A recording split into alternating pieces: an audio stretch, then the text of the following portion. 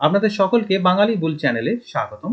আশা করি সকলে ভালো আছেন। এই ভিডিওতে আমি যে স্টকের প্রাইস চার্টকে অ্যানালাইজ করব সেটা হলো র্যালিস ইন্ডিয়া।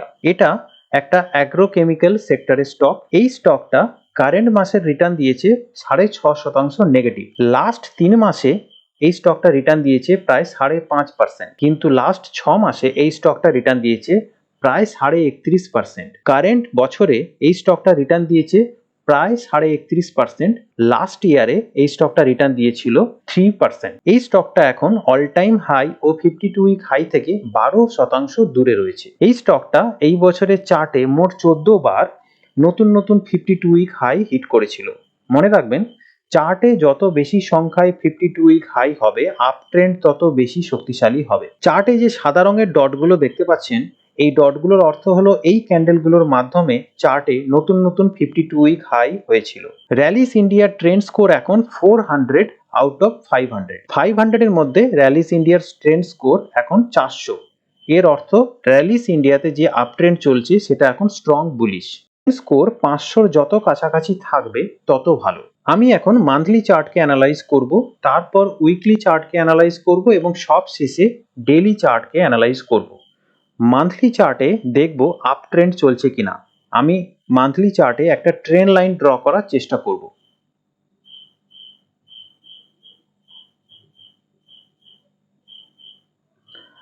এই ট্রেন্ড লাইন বলছে মান্থলি চার্টে আপ ট্রেন্ড চলছে। এখন আমি মান্থলি চার্টে 12 সিম্পল মুভিং অ্যাভারেজ ব্যবহার করব। মান্থলি চার্টে প্রাইস 12 SM এর উপর যতক্ষণ থাকবে মেন ট্রেন্ড ততক্ষণ আপ থাকবে। এখানে মান্থলি চার্টে প্রাইস 12 SM এর উপরে রয়েছে, অর্থাৎ মান্থলি চার্টে মেন ট্রেন্ড এখন আপ। লক্ষ্য করে দেখুন, র্যালিস ইন্ডিয়াতে এই জায়গাটাতে লাইফ হাই তৈরি হয়েছিল এবং এই জায়গাটাই হলো মাল্টি ইয়ার সাপ্লাই জোন, যেটা রয়েছে 340 থেকে 360 এই রেঞ্জের মধ্যে। তাই এই রেঞ্জের উপরে মান্থলি ক্লোজিং যখন এই স্টকটা দিতে পারবে কিংবা উইকলি ক্লোজিং যখন দিতে পারবে, তখন কিন্তু এই স্টকটার মধ্যে বুলিশ মোমেন্টাম আরো বেড়ে যাবে। মাল্টি ইয়ার সাপ্লাই জোনে এই স্টকটা এখন রয়েছে। এখন আমি উইকলি চার্ট অ্যানালাইজ করব। উইকলি চার্টে আমি 52 সিম্পল মুভিং অ্যাভারেজ ব্যবহার করেছি। উইকলি চার্টে যদি প্রাইস 52 SM এর উপরে থাকে এবং 52 SMA থেকে দূরে থাকে, তাহলে আপ ট্রেন্ড আরো শক্তিশালী হয়। এখানে উইকলি চার্টে প্রাইস 52 SM এর উপরে রয়েছে এবং 52 SMA থেকে দূরে রয়েছে, অর্থাৎ চার্টে শক্তিশালী আপ ট্রেন্ড চলছে। এখন উইকলি প্রাইস চার্টের সাথে আমি দেখে নেব উইকলি RS বা রিলেটিভ স্ট্রেংথ এখন কি অবস্থায় রয়েছে। RS যদি পজিটিভ থাকে, তার অর্থ স্টকটি ব্রডার মার্কেটকে আউট পারফর্ম করছে। তাই কোনো স্টক বাই করার আগে দেখে নেব উইকলি RS পজিটিভ আছে কিনা। এখানে দেখতে পাচ্ছি উইকলি RS কিন্তু পজিটিভ রয়েছে। এখন আমি ডেইলি চার্ট অ্যানালাইজ করব। ডেইলি চার্টে আমি 63 সিম্পল মুভিং অ্যাভারেজ ব্যবহার করেছি। ডেইলি চার্টে যদি প্রাইস 63 SM এর উপরে থাকে এবং 63 SMA থেকে দূরে থাকে, তাহলে আপ ট্রেন্ডের মধ্যে বুলিশ মোমেন্টাম আরো শক্তিশালী হয়। এখানে লক্ষ্য করে দেখুন, এই যে সাপ্লাই জোনটা আমি মান্থলি চার্টে ড্র করেছিলাম, যেটা মাল্টি ইয়ার সাপ্লাই জোন, এইখানে কিন্তু বারবার ধরে প্রাইস রিজেক্ট করছে এবং এখান থেকেই ছোট ছোট পুলব্যাক আসছে। তাই 360 টাকার উপরে যদি কোনোভাবে প্রাইস ব্রেকআউট দেয় উইকলি ক্লোজিং এর মাধ্যমে, তাহলে কিন্তু স্ট্রং ব্রেকআউট হওয়ার সম্ভাবনা এবং বড় র্যালি হওয়ার সম্ভাবনা। এখন আমি ডেইলি চার্টে একটা টুল ব্যবহার করব, এর নাম হলো ট্রেন্ড ব্যান্ড। শক্তিশালী আপ ট্রেন্ড চলাকালীন প্রাইস এই ট্রেন্ড ব্যান্ডের উপরে থাকে। ট্রেন্ড ব্যান্ডের ভিতরে যখন প্রাইস থাকে তখন চার্টে ছোট কারেকশন বা সাইডওয়েজ ট্রেন্ড চলে, কিন্তু ট্রেন্ড ব্যান্ডের নিচে আপ ট্রেন্ড রিভার্সালের সম্ভাবনা বেড়ে যায়। চার্টে আপ ট্রেন্ড চলাকালীন এই ট্রেন্ড ব্যান্ড শক্তিশালী ডিমান্ড জোন বা বাইং জোন হিসেবে কাজ করে। এই ট্রেন্ড ব্যান্ডকে ব্যবহার করে আমরা স্টপ লসকে ট্রেল করতে পারবো। এখানে লক্ষ্য করে দেখুন, র্যালিস কিন্তু এখন চার্টে ট্রেন্ড ব্যান্ডের উপর থেকে নিচের দিকে ক্লোজ করেছে।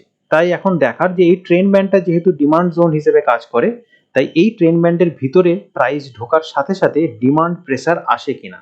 ডেইলি চার্টে এখন আমি র্যালি সাইজের সাথে কারেকশন সাইজকে তুলনা করে বুঝবো চার্টে বুলিশ মোমেন্টাম কতটা শক্তিশালী। লক্ষ্য করে দেখুন, এখানে বুলিশ র্যালির যে সাইজগুলো সেগুলো কিন্তু বেয়ারিশ র্যালি অর্থাৎ কারেকশন সাইজের তুলনায় অনেক বড়। অর্থাৎ কারেকশন সাইজগুলো ছোট ছোট এবং র্যালির সাইজগুলো কিন্তু অনেক বড় বড়। তাই চার্টে এখন যে আপ ট্রেন্ডটা দেখতে পাচ্ছি তার মধ্যে যথেষ্ট শক্তিশালী বুলিশ মোমেন্টাম রয়েছে, সেটা কিন্তু স্বাভাবিকভাবে বলা যায়।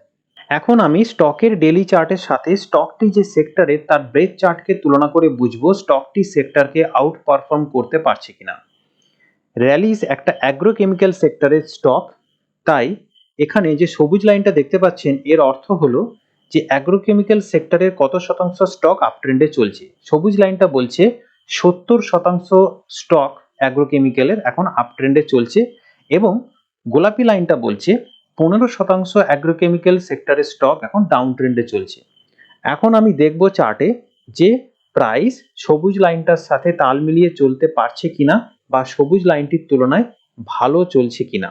তো এখানে লক্ষ্য করে দেখুন সবুজ লাইনটা যেমন গ্র্যাজুয়ালি উপরের দিকে উঠে এসেছে, ঠিক তেমনি র্যালিসও কিন্তু গ্র্যাজুয়ালি উঠে এসেছে, অর্থাৎ সবুজ লাইনটা এবং র্যালিস দুজনেই কিন্তু একে অপরের সঙ্গে তাল মিলিয়ে চলছে। তাই বলা যায় যে স্টকটা কিন্তু সেক্টরের সঙ্গে তাল মিলিয়ে চলতে পারছে। এখন আমি স্টকের ডেলি চার্টের সাথে নিফটির ডেলি চার্টকে তুলনা করে দেখব স্টকটি নিফটির তুলনায় কেমন চলছে। লক্ষ্য করে দেখুন নিফটি যখন লাইফ হাই তৈরি করছিল তখন কিন্তু র্যালিসও তার 52 উইক হাইগুলো তৈরি করছিল এবং নিফটি যখন আবার লাইফ হাই তৈরি করেছে র্যালিস কিন্তু তৈরি করতে পারেনি এবং নিফটি আজকে আবার লাইফ হাই তৈরি করেছে, র্যালিস কিন্তু বর্তমানে 63 সিম্পল মুভিং অ্যাভারেজের নিচে রয়েছে ডেলি চার্টে। তাই নিফটির সঙ্গে কিন্তু তাল মেলাতে এখনো পর্যন্ত র্যালিস সেভাবে পারেনি, কিন্তু র্যালিস এবং নিফটি দুজনেই কিন্তু এই ট্রেন্ড ব্যান্ডের খুব স্ট্রং জোনে রয়েছে। নিফটি ট্রেন্ড ব্যান্ডের উপরে রয়েছে এবং র্যালিস ট্রেন্ড ব্যান্ডের ভিতরে ঢোকার চেষ্টা করছে। তাই নিফটির সঙ্গে চলতে গেলে বা নিফটিকে আউট পারফর্ম করতে গেলে র্যালিসের বাইং প্রেশার এইখানে আসা উচিত এবং র্যালিসকে এখান থেকে রিভার্স করে যাওয়া উচিত। স্টকটিতে বুলিশ মোমেন্টাম এখন কেমন তা বোঝার জন্য আমি তিনটে টাইম ফ্রেমে আরএসআই কোন জোনে রয়েছে তা দেখব। উইকলি ও মান্থলি আরএসআই 60-এর উপরে থাকলে স্ট্রং বুলিশ, 50 থেকে 60-এর মধ্যে থাকলে বুলিশ কিন্তু 50-এর নিচে থাকলে বেয়ারিশ। আবার ডেলি আরএসআই 60-এর উপরে থাকলে স্ট্রং বুলিশ, 60 ও 40-এর মধ্যে থাকলে সাইডওয়েজ ট্রেন্ড বা স্মল কারেকশন ফেজ কিন্তু 40-এর নিচে থাকলে বেয়ারিশ। এখানে লক্ষ্য করে দেখুন মান্থলি আরএসআই কিন্তু স্ট্রং বুলিশ জোনে রয়েছে, উইকলি আরএসআই বুলিশ জোনে রয়েছে, কিন্তু ডেলি আরএসআই সাইডওয়েজ জোনে রয়েছে। আমরা কিন্তু ডেলি চার্টে দেখতে পেয়েছিলাম যে স্টক এখানে সাইডওয়েজ করছে। এখন আমি র্যালিসের চার্টে রিস্ক রিওয়ার্ড অ্যানালাইজ করে দেখব কোন জায়গায় র্যালিসকে বাই করলে ছোট রিস্কে বড় রিওয়ার্ডের ট্রেড আমরা নিতে পারি। র্যালিসের ক্ষেত্রে স্ট্রং জোন হচ্ছে এই 330 টাকা থেকে 300 টাকা, এই রেঞ্জটা। এর মধ্যে যদি র্যালিসকে আমি বাই করি সেক্ষেত্রে আমার স্টপ লস থাকবে 300 টাকার নিচে যদি র্যালিস ক্লোজ করে তখন আমি এক্সিট করব।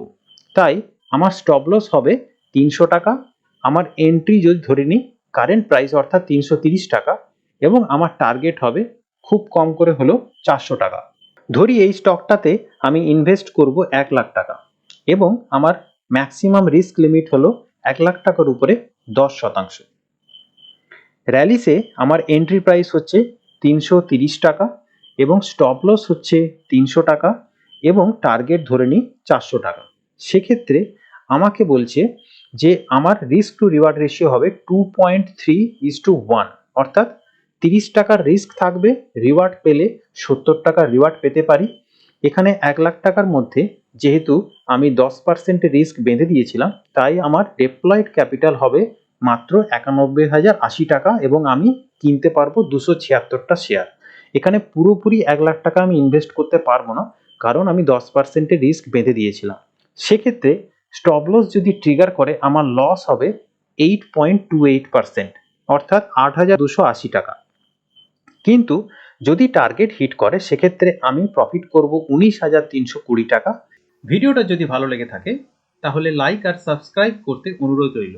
দেখা হচ্ছে পরের ভিডিওতে। শিখতে থাকুন, সুস্থ থাকুন, এগিয়ে চলুন।